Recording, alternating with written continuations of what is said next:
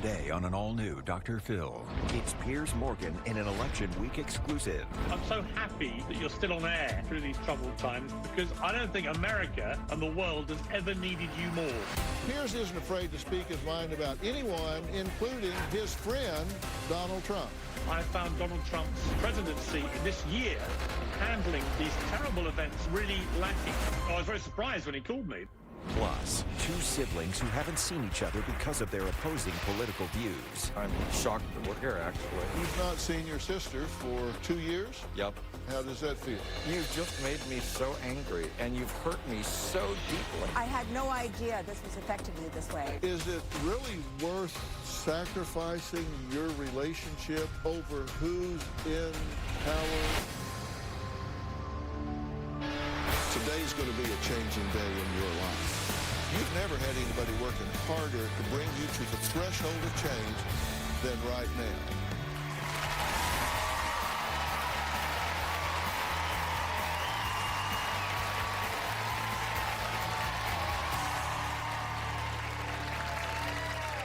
Well, boy, do I love today's show. Americans have been bombarded with nonstop stresses this year.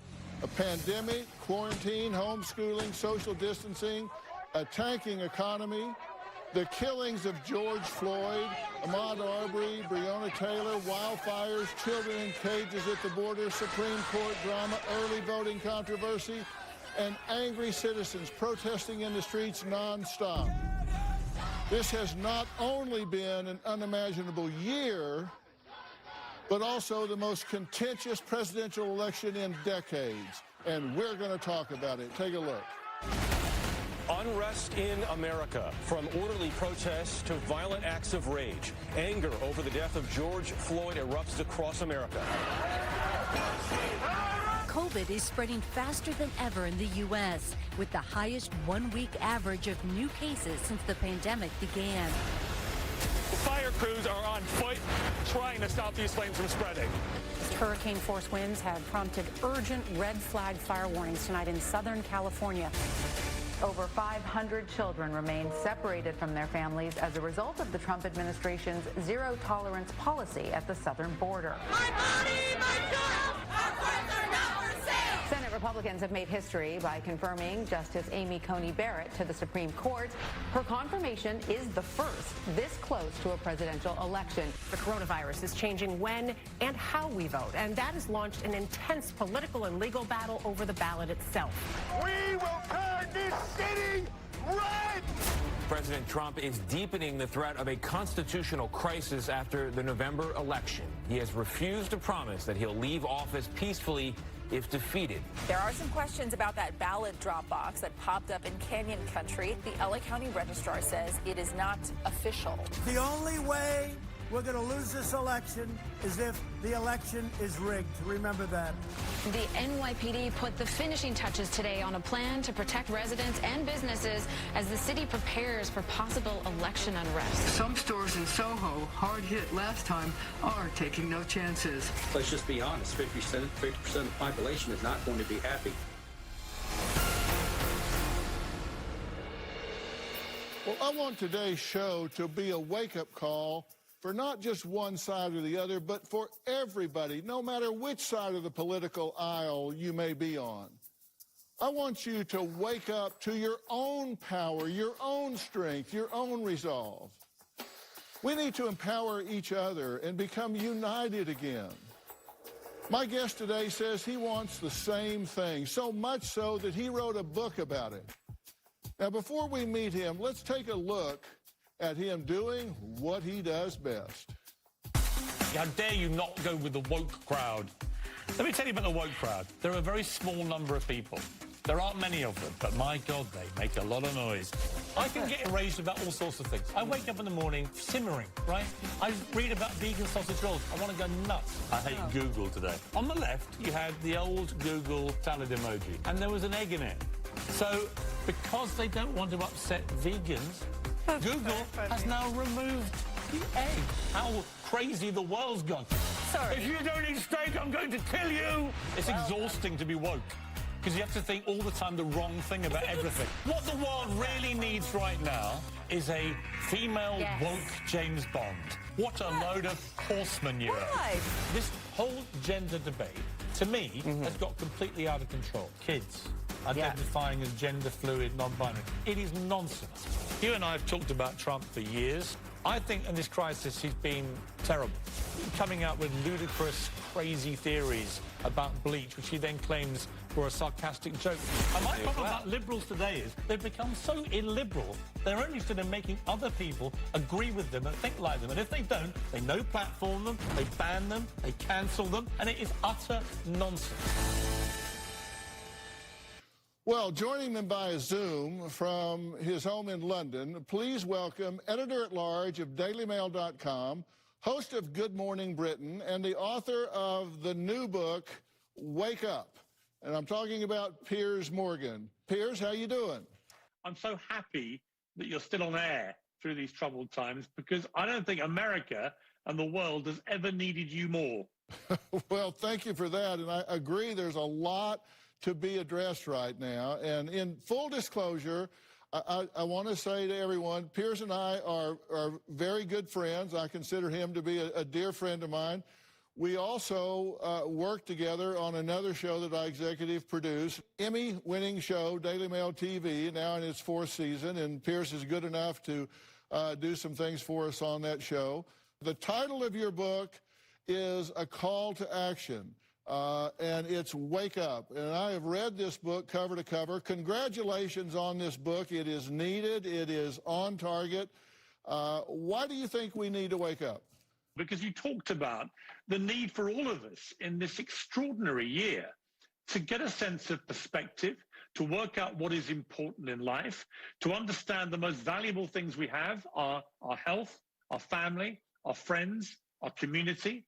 And to look at who has really, this year, I think, shown themselves to be very important in our lives. And that's the health workers, the care workers, the store workers, the people that take our trash away, the people that got us going and kept us going through the pandemic, through the lockdown so far. The book is really a clarion call from me, predominantly at my fellow liberals, because I identify as more liberal than not, but particularly the woke crowd, as I call them.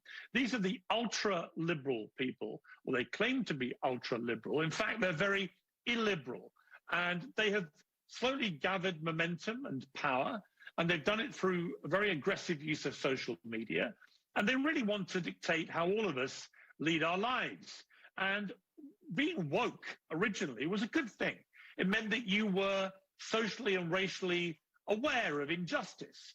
But it's become an excuse to basically order people how to think, what to find funny, what movies and TV shows they should like, what haircuts to have, what clothes to wear, what food to eat, whether they should drink, and if so, how much, and what they should drink. In other words, every aspect of our lives.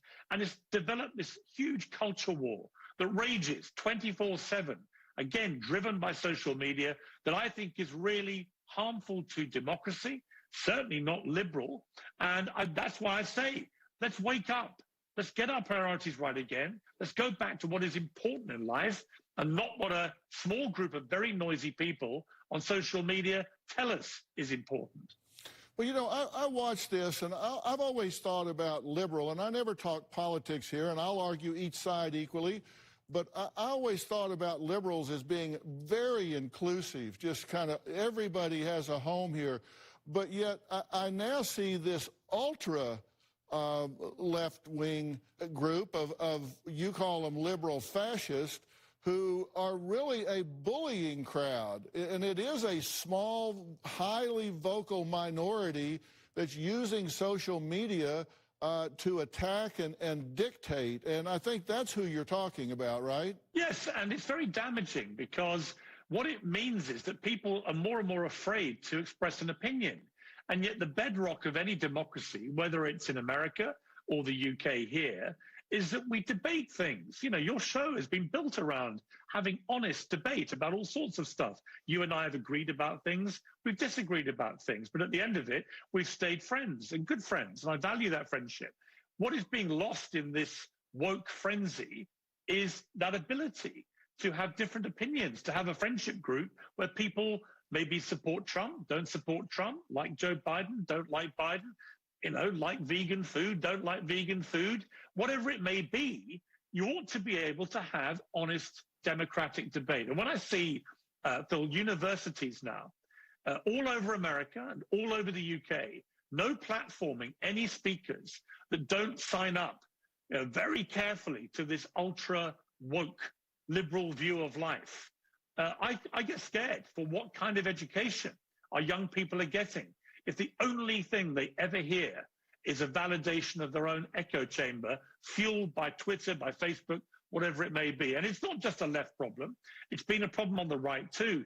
But the left has always positioned itself as the side of freedom and democracy and free speech and expression. And yet they're now behaving, as you said, and as I've said, like a liberal form of fascism. Well, we're going to talk more about that later. We're going to take a break now. When we come back, Pierce's friendship with Donald Trump has had more ups and downs than 2020. Now, they're back on speaking terms after a recent 25-minute phone call. But who called whom? You might be surprised at that answer, and we'll find out what the call was all about. That's next.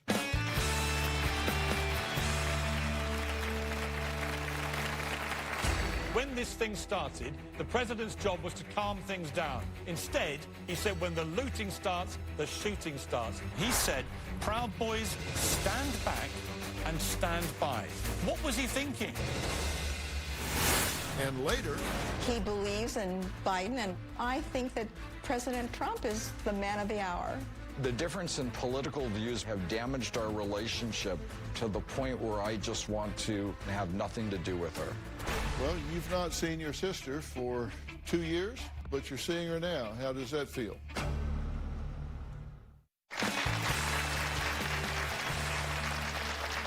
"2020 has been a year of unimaginable challenges. DailyMail.com editor-at-large Piers Morgan joins me from London and has written a book that I highly recommend called Wake Up. Now, Piers isn't afraid to speak his mind about anyone and everyone, including his friend, Donald Trump. He said, Proud Boys, stand back and stand by. This disgusting bunch of violent, racist bigots have now got that slogan on their website. What was he thinking? I'm basically, a liberal, right? I'm not a right-wing guy, I'm not a conservative. But when I hear you liberals say that he's the new Hitler, you completely lose me. He is someone I consider to be a friend of 10 years. I like him personally. He's an incredibly loyal guy if you're loyal to him. When this thing started, the president's job was to calm things down. Instead, he said, when the looting starts, the shooting starts. And from the moment he said that, there's been total carnage on the streets of America. What would your mother have made of her little boy, Donald, being the guest of honor at Buckingham Palace? You were unusually well-behaved last night. Well, I have great respect for her. And yes, I think I'm on good behavior most of the time. Coming out in his car today, what gesture is it to the security detail? What gesture is it to their families that the President of the United States puts their life at risk like that? The message is, if you've got coronavirus, get out in your car and go for a joyride. Well, Pierce said on Fox and Friends, and he made the statement to Trump, if you'll refollow on Twitter, I'll give advice on how you can win the election. So did he refollow you? He did not refollow me. He did actually tweet about my book, which was very nice of him. Right. But it was interesting. He was watching Fox and Friends when I called him out, and that's why he rang me. And I was sitting at home, and the phone goes. It's the White House switchboard, and they put me through to the President of the United States. And I've been very critical of Donald Trump this year, of his handling of the pandemic and also of the aftermath of the appalling killing of George Floyd. But I consider myself to be a longtime friend of the president. And I've always believed that my job since he's become president is to be a critical friend. In other words, to say when I agree with him and say when I disagree with him. I think, frankly, all friends should be like that. Here's a headline I think he responded to. And this was a quote, "Shut the blank up." So you called him out in the boldest of fashions, and he unfollowed you right after that, correct? He did, and so I was very surprised when he called me. But we had a cordial conversation. It went on for nearly half an hour, actually, so a week ago on Saturday.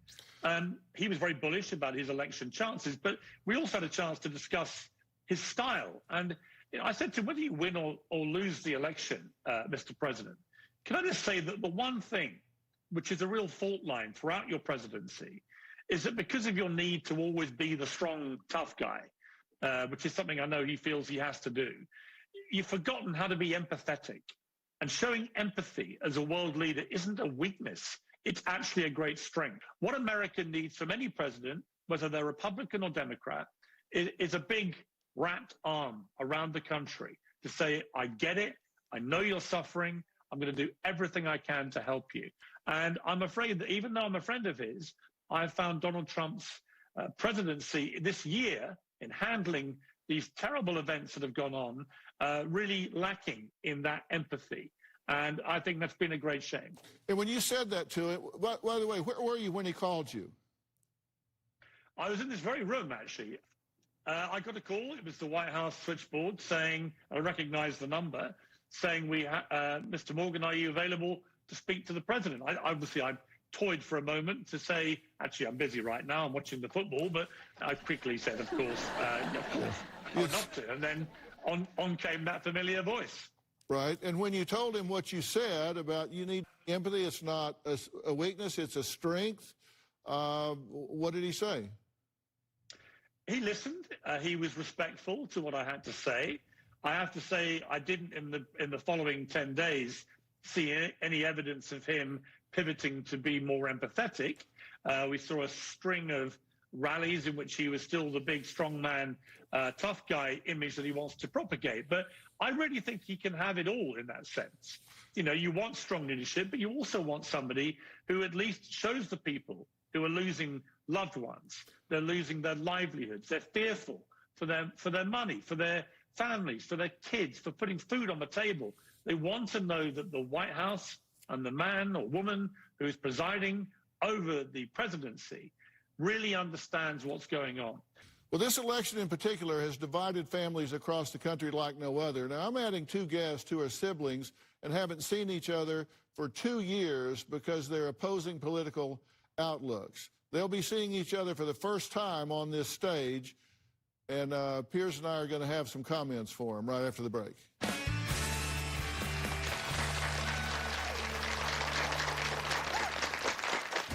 The difference in political views have damaged our relationship. I think that President Trump is the man of the hour. I feel that my sister has been brainwashed. She drank the Kool-Aid. I watch Fox every day. Donald Trump has no ethics. I just want nothing to do with her.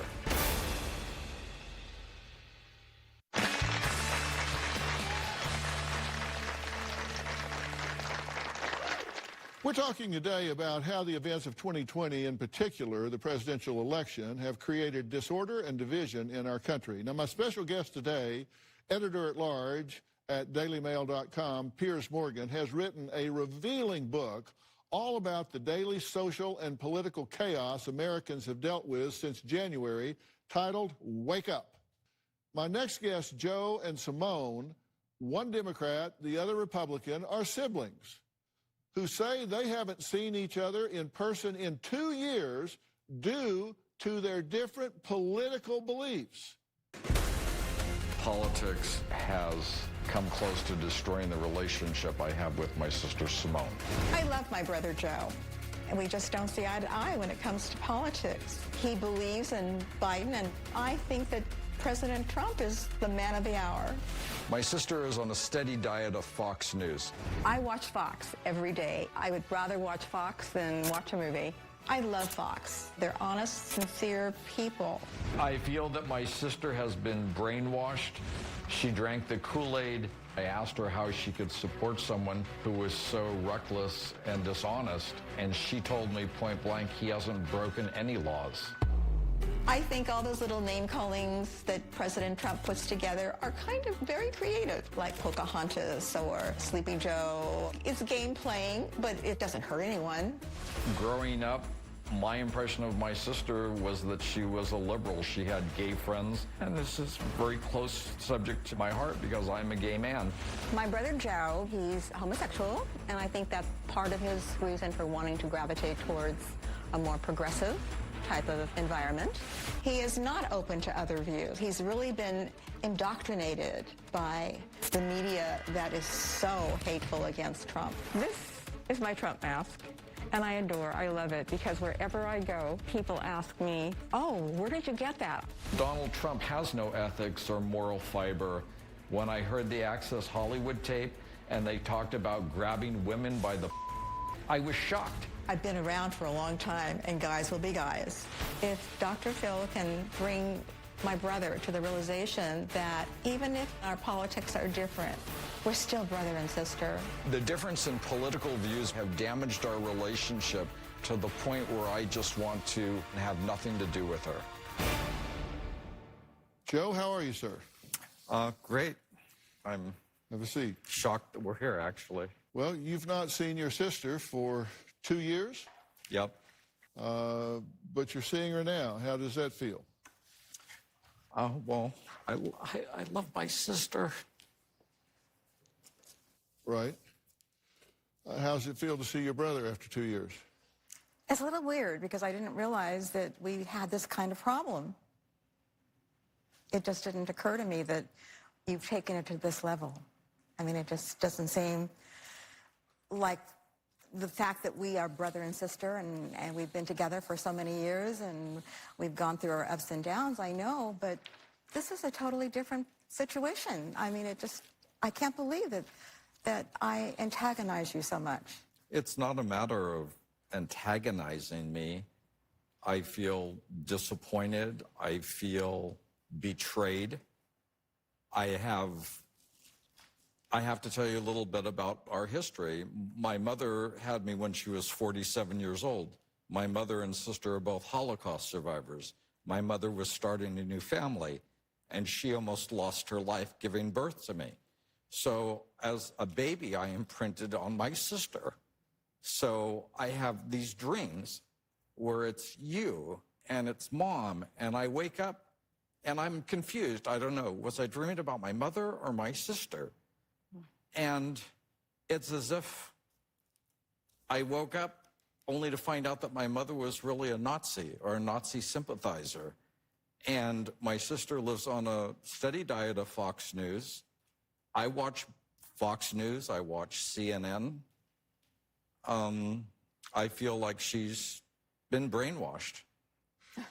Well, this is kind of what we're talking about today. Both of you know Piers Morgan. Piers has an opinion on who's going to win this election, and what's that going to do to this relationship?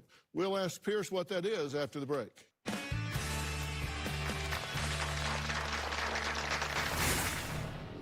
I wonder if, regardless of who's in power, if at the end of 100 years we are where we are, is it really worth sacrificing your relationship over who's in power at a given moment in history?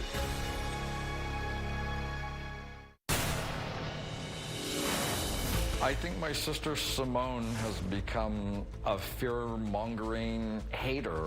She has Fox News blaring on every TV in every room of the house. I feel that President Trump is my friend. What I love about Trump is he's real. You feel his sincerity.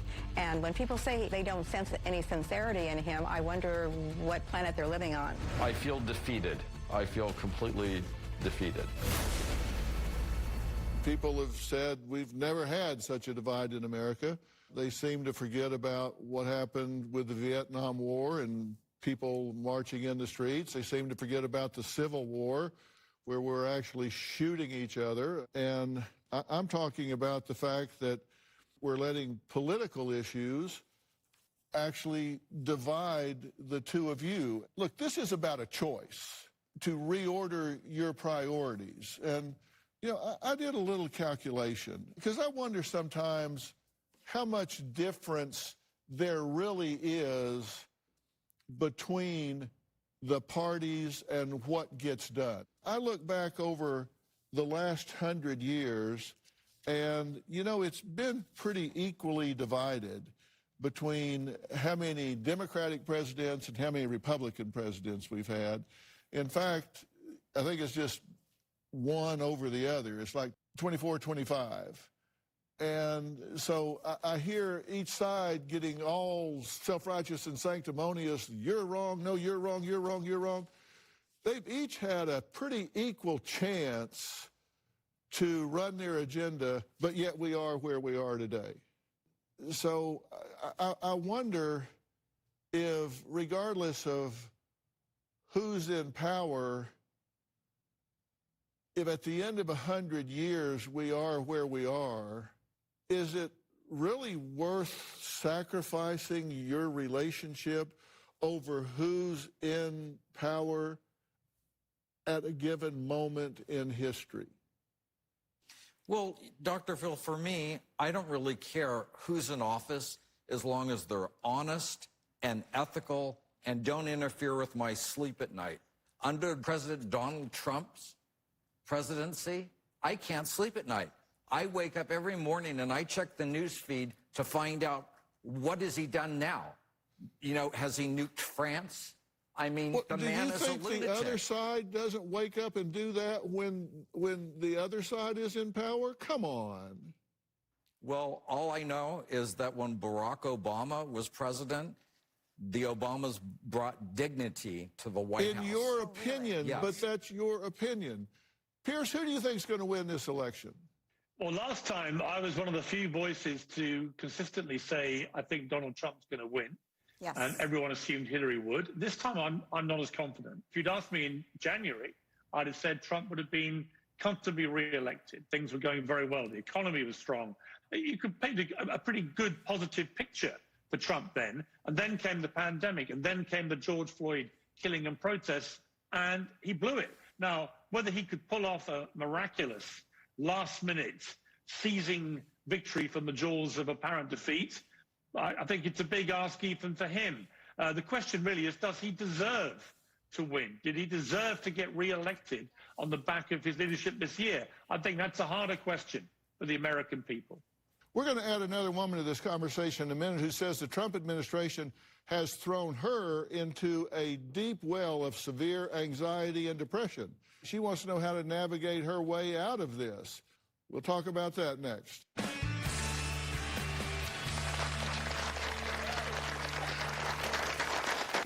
I went to bed thinking Hillary had won and woke up to find out that Trump had won.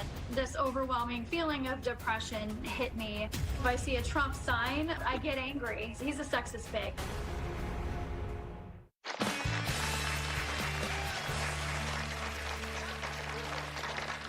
I'm still joined by broadcaster and DailyMail.com editor-at-large Piers Morgan, whose new book, Wake Up, looks back over the past year where political and social turmoil have abounded.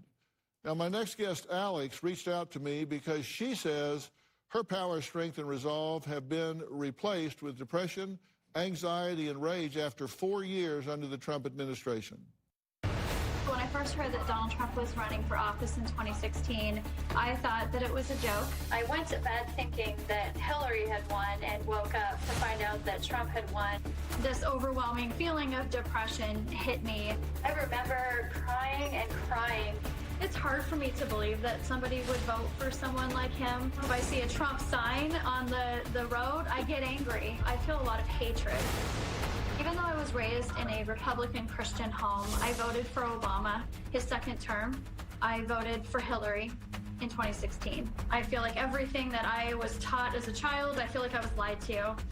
I was abused as a child, and when I see Donald Trump, when I hear the things that he says about women, it triggers that abuse for me. Honestly, he's a sexist pig. When I hear Trump's voice, when I see his face on TV, it physically makes me sick. I don't really have a core group of friends anymore because a lot of them were Trump supporters. Donald Trump being in office caused me to rely on anti-anxiety medication every single day. I believe that if Trump is elected for a second term, that things are just going to get darker. I worry how I'm going to continue to live day to day. Dr. Phil, how will I survive 4 more years of Donald Trump if he's our president? Well, joining me now virtually from Arizona is Alex. Alex, thank you for joining us. Well, first of all, Dr. Phil, you're my hero, so I can't even tell you what it means to be here today. Thank you. No, thank you. I actually went back to college in my late 30s to get my degree in psychology because I was inspired by the work you do. So thank you for having me on your show. I pray that my anxiety comes back down and I don't have to be on medication anymore. I mean, as we're talking, I can feel my heart racing, my blood pressure's gone up. When I see the pictures of Donald Trump and even hear my own words, my anxiety kicks in. I hear what Joe is saying, and I feel like I'm listening to my own words. I mean, I have said similar things about relationships I have. How do you put those boundaries in place and then hold the people to those boundaries? Because I find that the Trump supporters in my life tend to speak about him a lot more than the Biden supporters speak about Biden. I never even cared about politics, to be completely honest with you, until Donald Trump won in 2016.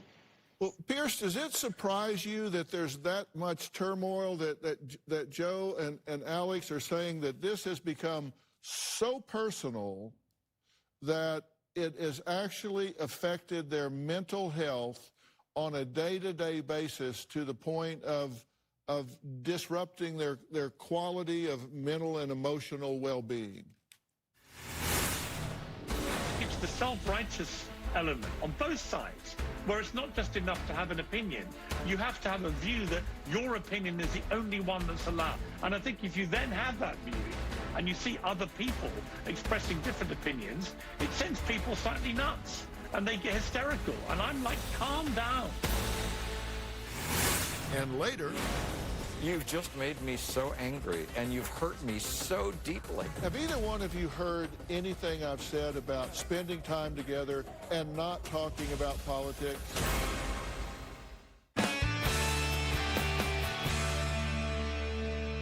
Well, Pierce, does it surprise you that there's that much turmoil that Joe and Alex are saying that this has become so personal that it has actually affected their mental health on a day-to-day basis to the point of disrupting their quality of mental and emotional well-being? Well, I don't think it's just about politics. It doesn't surprise me. I think what's happened, and I detail this in the book, is that we've become very, very tribal, far worse than I can ever remember it in my lifetime. It's almost like we've regressed back 2,000 years to when we literally lived in tribes and we never met anybody who was outside our tribe. And so we all thought the same, dressed the same, had the same opinions, did the same things. And then we wandered out and met these other tribes. And both tribes decided the only way to resolve their differences was kill each other. And now we've gone back to that ridiculous mindset. And my advice to your guests today, I have great respect for their opinions and for the anxiety that they're suffering here. But people need to be less self-righteous about their own opinions. It's fine to have your opinion, but it should be fine to respect other people's opinions and to challenge them and to argue and debate, but not fall out with people. And I think it's the self-righteous element on both sides, where it's not just enough to have an opinion.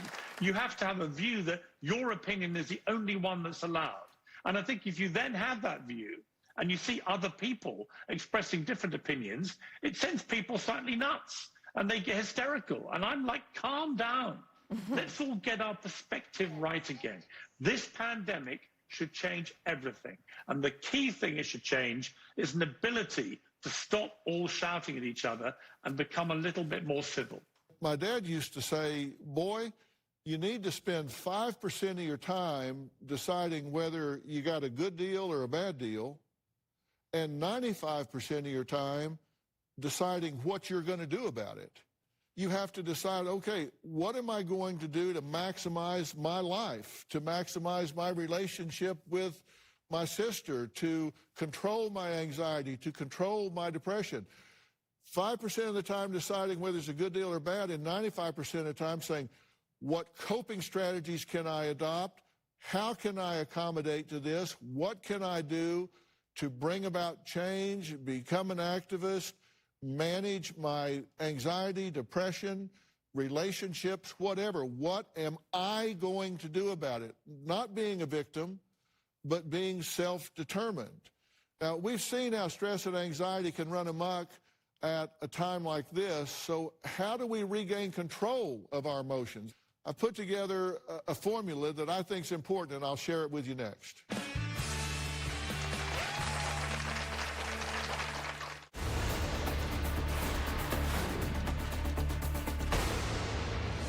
Years ago when I went to her house, and she was like, come down, sit on the couch next to me, let's talk. I sit down on the couch, Fox News is on. I'm like, can we turn this off? Oh, wait, I want to listen to this. And it's that god-awful Judge Janine. Yeah, tape it and play it later.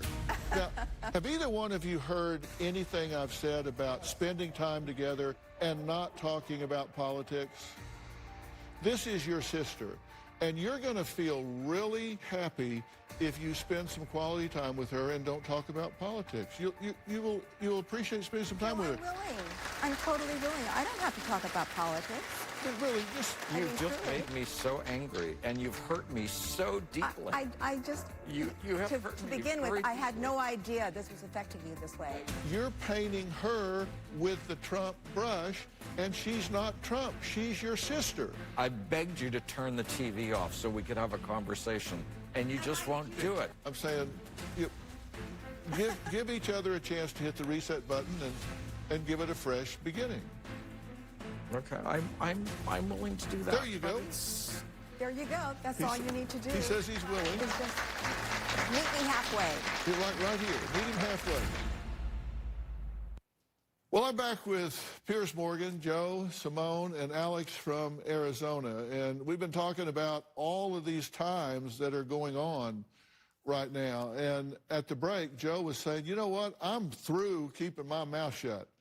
And, that may be one of the most important coping mechanisms you have is giving your feelings a voice. Mm-hmm. Really speaking out about how you feel. You have to do what works for you. And it begins with forgiving yourself for whatever you haven't done that you should have done or done that you shouldn't have done. You have to consciously manage your reactions. You don't have to react every time you can.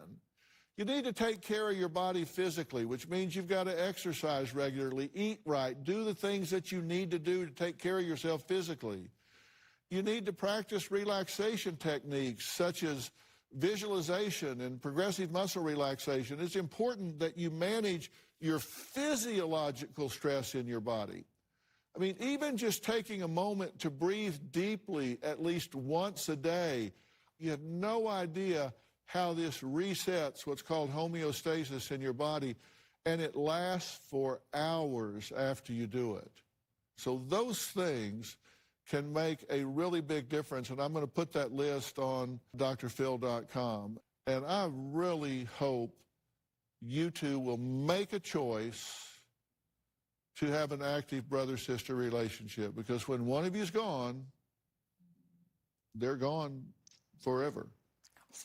I buried a sister within the last year. Robin's buried a sister within the last year.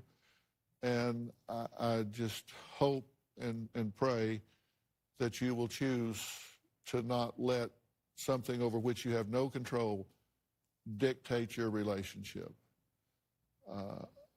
We're out of time. I want to thank my guest today. Special thanks to Piers Morgan, DailyMail.com editor-at-large, host of Good Morning Britain, and author of Wake Up, which is available now. Now, stick around tomorrow because we're going to talk about something I am very passionate about, controversial cancel culture.